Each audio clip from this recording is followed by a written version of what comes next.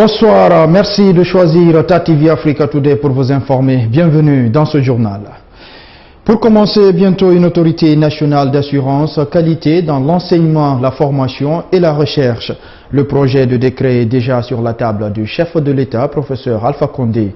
Lors du dernier Conseil des ministres, le ministre de l'Enseignement supérieur et de la Recherche scientifique a expliqué au gouvernement le mobile de la création de cette structure. Soirée Boubacar. L'autorité guinéenne d'assurance qualité, selon le ministre Yero Baldé, est un établissement public, un organe régulateur qui va être doté d'une autonomie financière et de gestion indépendante. Sa tutelle technique sera assurée par le ministère de l'Enseignement supérieur et celui de la formation professionnelle. Le département de l'économie, lui, assurera sa gestion financière. Damantan Albert Camara revient sur le mobile de l'initiation de ce projet de décret. Le ministre a rappelé la promotion d'une culture d'assurance qualité qui répond à la préoccupation d'asseoir la crédibilité des formations et des certifications, de sécuriser les diplômes et de garantir l'adéquation formation-emploi selon les standards de qualité requis par les différents acteurs du développement. Il a informé que son département a initié ce projet de décret au regard de l'impératif d'engager explicitement le système d'enseignement et de formation à développer une culture de qualité et d'évaluation dans ses différentes pratiques. Il fait partie des organes de valorisation de l'offre de formation professionnelle et technique, aussi bien au niveau moyen qu'au niveau supérieur.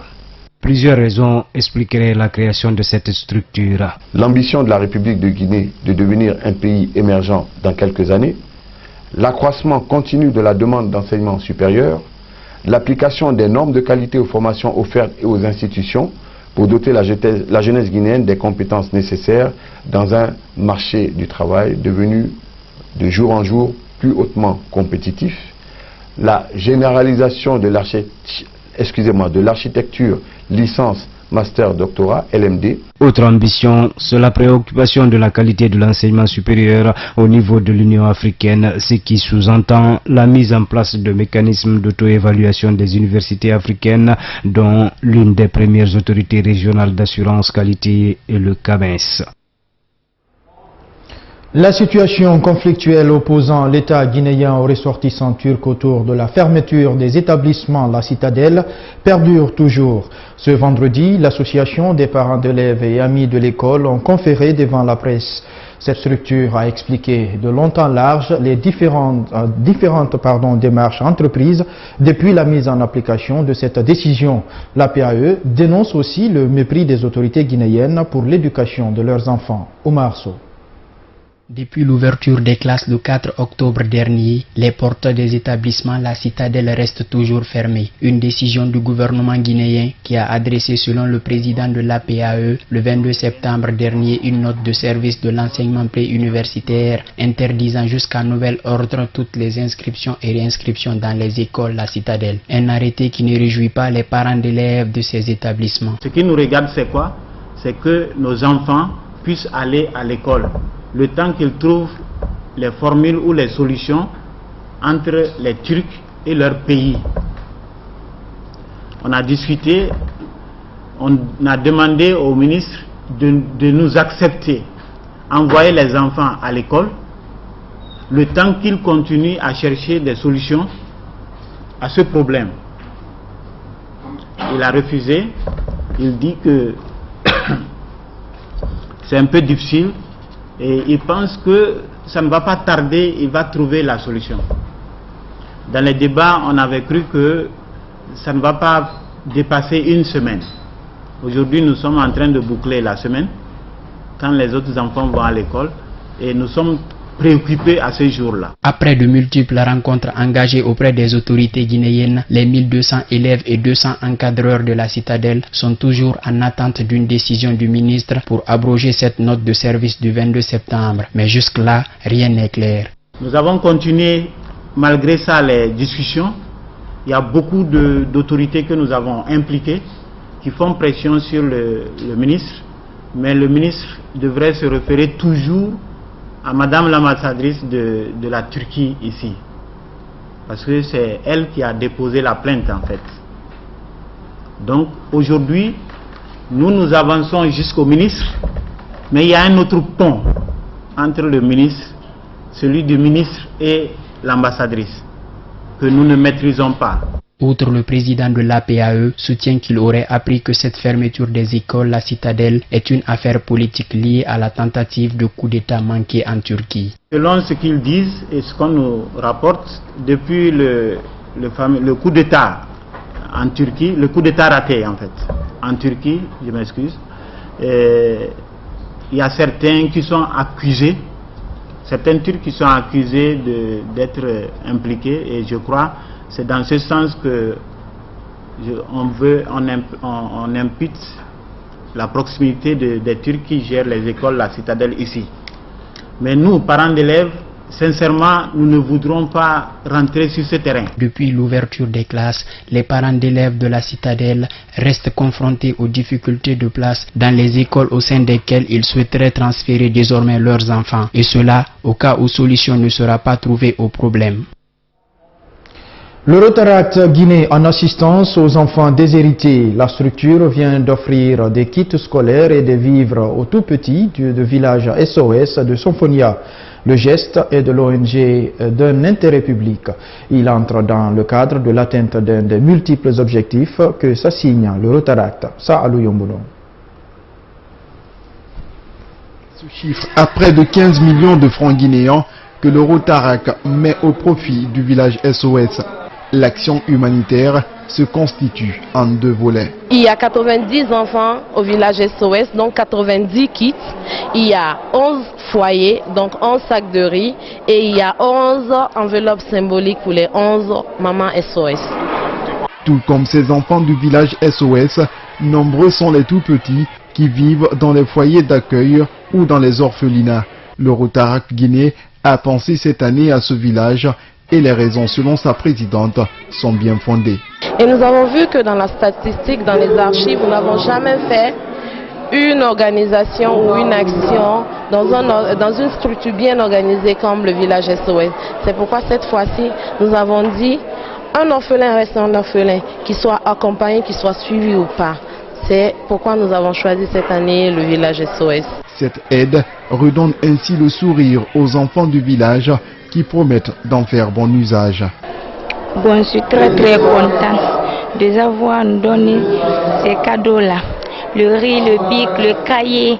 À chaque fois qu'on voit le cahier là, on va penser, on devrait étudier, on va étudier et devenir quelqu'un de demain. Les responsables du foyer SOS, eux aussi, se réjouissent du soutien que le Rotaract Guinée leur apporte. Le donateur doit être remercié pour ce geste qui est très capital et très symbolique au-delà de sa valeur aussi économique. Ces denrées alimentaires seront utilisées dans le cadre du fonctionnement du village il va prendre en charge les frais liés à l'éducation et à la prise en charge alimentaire de ses enfants. Le Rotaract Guinée, partenaire du Rotary International, est une structure au service des démunis. La promotion de la paix et de l'entente à travers le monde est aussi une des missions de ce programme.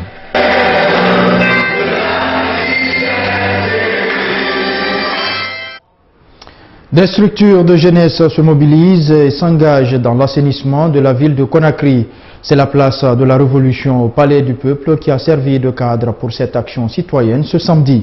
L'initiative est de la Jeune Chambre internationale JCI. Alseni Diallo. Autrefois, lieu le plus important du pays, aujourd'hui, la place de la Révolution du Palais du Peuple est laissée à l'abandon. C'est pour donc restaurer l'image d'antan de cette place que la Jeune Chambre internationale, épaulée par des structures comme Conakry, Sénet propre et les scouts de Guinée, a décidé d'assainir cet endroit. Cette campagne d'assainissement est une action citoyenne qui nous permet de procéder au nettoyage de l'esplanade du Palais du Peuple en débarrassant l'esplanade du Palais des déchets et de tous ces herbes que vous pouvez constater sur place. Vous savez, toutes les grandes cérémonies, les grands concerts qui sont organisés notamment à Conakry se tiennent au Palais du Peuple ici. Donc c'est un lieu public qui est beaucoup convoité par la population. Et nous savons aujourd'hui que la propriété nous permet d'être à l'abri de certaines maladies. Dans cette action de civisme et de citoyenneté, les artistes ne sont pas restés en marge de cette mobilisation juvénile. À l'image des autres jeunes, Eli Kamano aussi a mouillé sa tenue. Je suis vraiment content. Je suis content et réconforté en même temps de savoir qu'il y a des jeunes comme eux qui ont de très belles initiatives, même s'ils sont en manque de moyens. Mais je crois que ce qu'ils sont en train de faire aujourd'hui, c'est le rôle de l'État. Et vous savez, dans un pays, quand l'État démissionne, les jeunes conscients, ils prennent leur destinée en main. Aujourd'hui, cet état de fait ne laisse personne indifférent. Et je crois que les jeunes aujourd'hui savent qu'ils sont dans l'obligation de se lever et d'assainir leur capital. Parce que nous vendons aujourd'hui l'image de ce pays ailleurs. La Jeune Chambre internationale est une structure qui est au service de la population, compte perpétuer ses activités et les perspectives ne manquent pas. Nous allons continuer aussi à pérenniser cette action à travers le suivi que nous continuons à... Bon, la prochaine activité est prévue pour, disons, la fin de ce mois. La fin de ce mois, nous allons cibler une autre commune dans laquelle nous allons partir à travers l'identification d'un lieu public très convoité par la population pour essayer également d'agir à ce niveau pour apporter le changement positif recherché par la Jeune Chambre internationale, parce que c'est notre façon de contribuer au développement de notre pays. En initiant cette campagne d'assainissement des lieux les plus prisés par la population, la Jeune Chambre internationale entend ainsi débarrasser Conakry de ses déchets.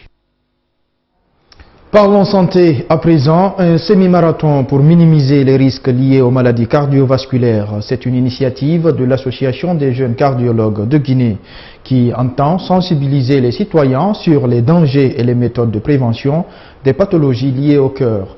Les membres de cette association ont également invité les autorités à s'impliquer efficacement dans la lutte contre les maladies cardiovasculaires. Saloum Kondé.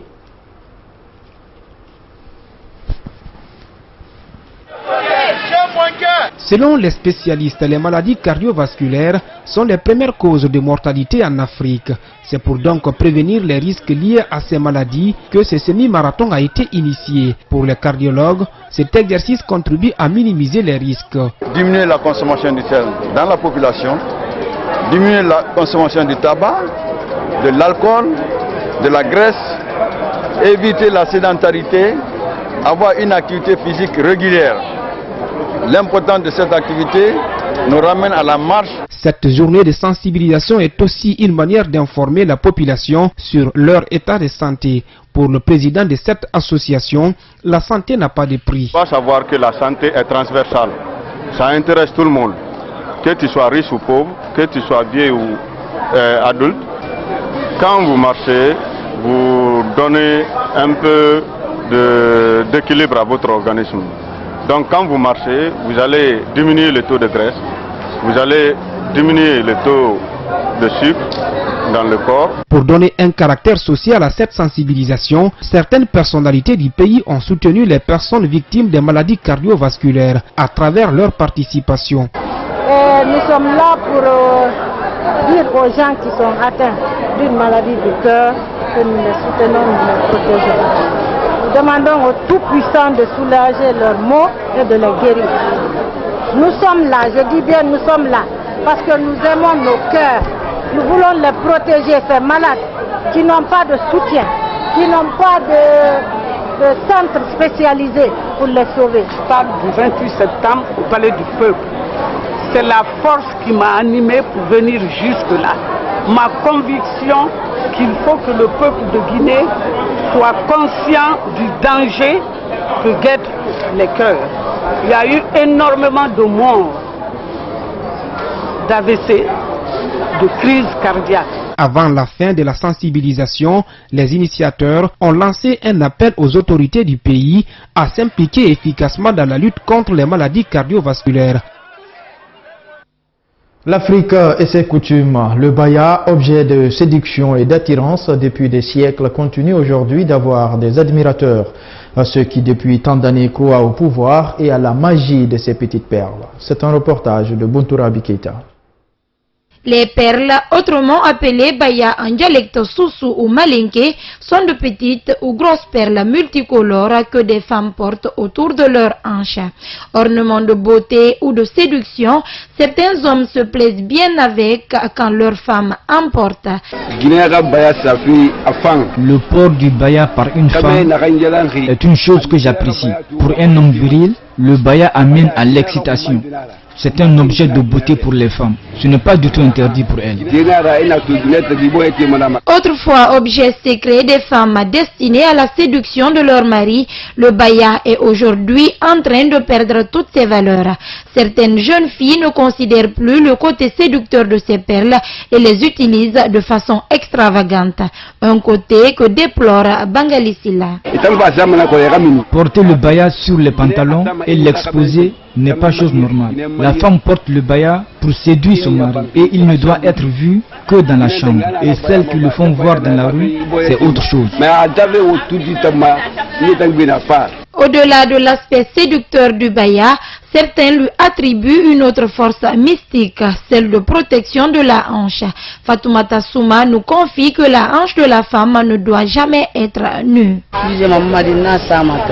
Je porte le baya et je le fais porter également à ma fille. Les personnes âgées disent que la hanche ne doit pas être nue. C'est pas du tout une bonne chose, raison pour laquelle je porte toujours le baya. Je ne l'expose pas non plus parce que tout ce qu'on porte autour de la hanche doit être caché. Objet de grande convoitise pour beaucoup de femmes, les perles ou baya continuent aujourd'hui d'assurer leur rôle de séduction, un atout que la majeure partie ne compte jamais négliger.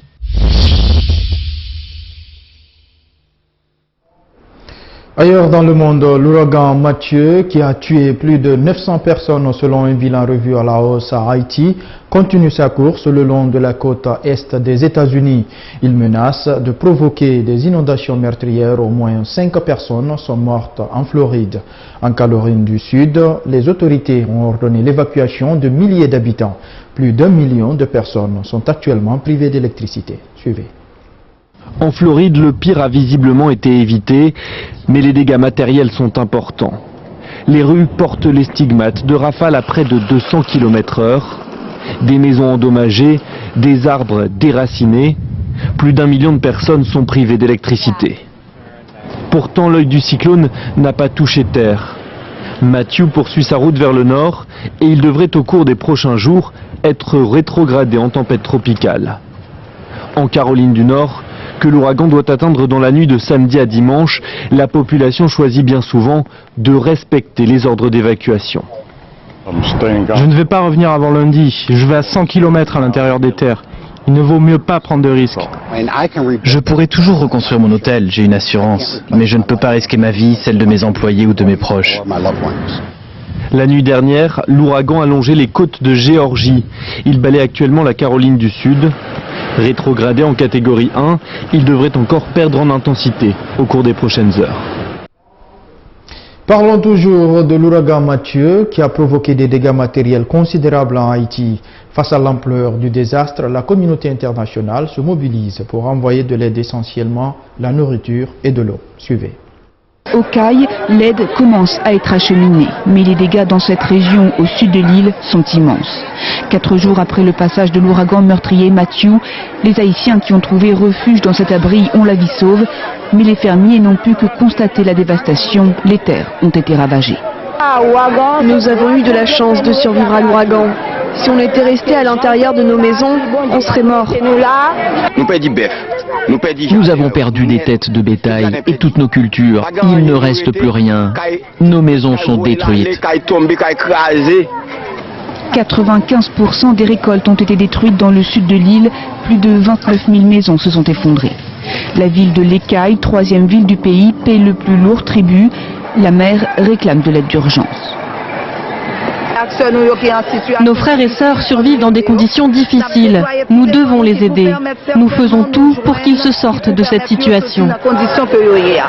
Les priorités sont l'approvisionnement en eau potable et les opérations d'assainissement de l'eau, car les craintes d'épidémie sont fortes, de choléra notamment. Haïti peine déjà à se remettre du tremblement de terre meurtrier de 2010. Depuis 6 ans, beaucoup d'Haïtiens n'ont pas retrouvé de logement et vivent sous des toits de tôle qui ne résistent pas aux vents violents. Selon l'ONG Care France, 1 million de personnes sont dans le besoin. Donald Trump refait parler de lui et ce 24 heures du deuxième débat qui l'opposera à sa rivale Hillary Clinton. Ses propos sur des femmes défraient la chronique. Il s'en est excusé dans une courte vidéo. Ce n'est pas la première fois que le milliardaire doit s'expliquer sur son attitude concernant la jeune féminine. Trump et les femmes, toute une histoire qui n'est pas en train de tourner à l'avantage du candidat républicain. Interrogés avant le dernier scandale en date, ces volontaires affichaient encore très publiquement leur soutien pour le milliardaire. Les accusations de misogynie et de sexisme, elles n'en avaient que faire. On ne peut pas se laisser distraire par des détails. Moi j'appelle ça des détails car en tant que femme, j'ai travaillé pendant de nombreuses années autour des hommes. Et je pense que se soucier de ce genre de petites questions, ça n'est pas professionnel. Notre pays a besoin que nous nous préoccupions de lui et de notre futur.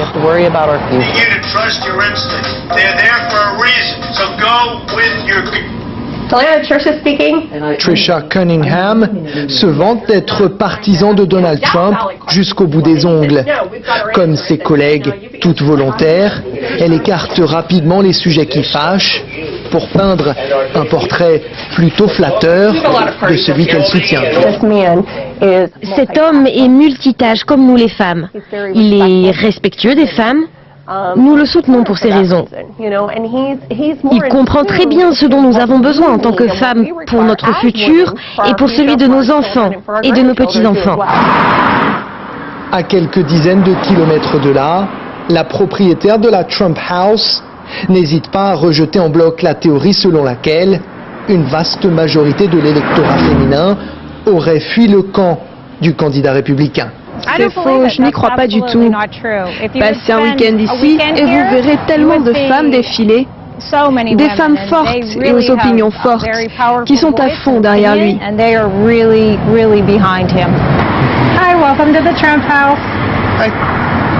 De nombreux cadres du Parti républicain sont en train de lâcher Donald Trump.